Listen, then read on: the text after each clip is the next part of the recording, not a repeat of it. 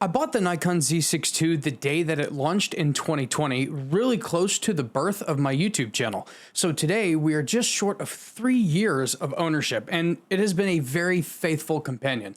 Luckily for me, I shoot portraiture, landscape, sunsets, macro, often unstacked, and street photography, so the shutter count is still incredibly low relative to its age. So after all this time, what's the deal with the Nikon Z6 II? Let's talk about it in this video.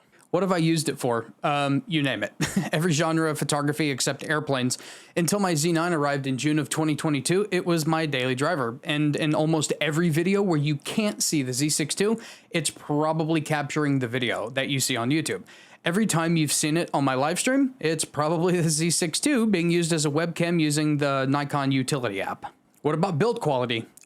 It'll be hard to see in this video, so I'm just not going to show you, but it basically looks new. There's only one issue after 3 years, and it's not a very big one. The issue is the card door has a delay whenever you flick it open. It's probably just sticky from like sweat or some crud that I've run it through, which leads to the next point. I've shot the Nikon Z6 II in all of the worst conditions, short of the surface of the sun and Arctic cold. Dry heat, wet humid heat, dusty wind, rain, snow, sand, mud, and bitter cold where my hands kind of quit before the camera does. While I haven't run the shutter up to ridiculous heights, I have had the Z6 II in basically the worst conditions that my area that I live has to offer.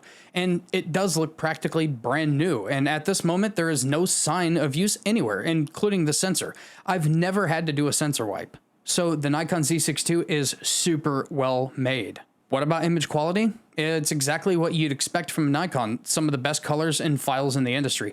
The Nikon Z6 II sensor produces images with the headroom that I needed to constantly learn to add to my images and push my editing further than ever before without deteriorating the image. Currently, I have enough power to shoot however I want in the field and then start an edit in Lightroom, use Luminar as a plugin before finally doing cleanup and compositing in Photoshop before then coming back to Lightroom for final brightness adjustments.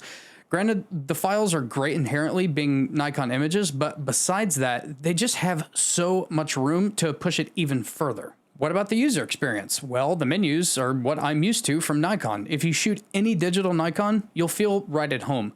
The EVF looks great, the back screen doesn't leave me wanting, and the button layout works. Besides that, the grip is amazing and it's deep. It feels great in the hand.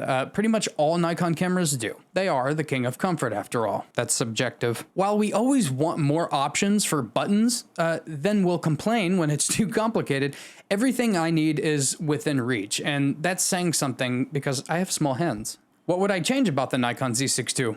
Honestly?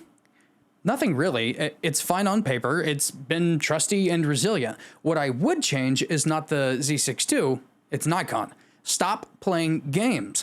I wouldn't change the Nikon Z6 II's autofocus concept, but we do need firmware to refine it and make it more reliable in several tracking options, and Nikon is holding off. That's a bad value for your consumers. Get with the program.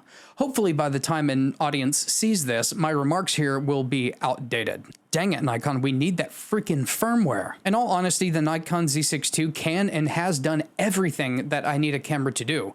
Sounds like the Nikon Z6 II otherwise is a heck of a camera, right? Because it totally is, ladies and gentlemen. So why am I selling it? There's a twist for you. Well, you'll have to check out my next video to see why. And if you do keep finding yourself back on the channel and you have not subscribed yet, I hope you'll do that while I explain in a nutshell. Recently, I did something I surprisingly haven't done yet. I dual wielded the Nikon Z9 and Z6 II, each mounted with f1.2 glass for a real photo shoot.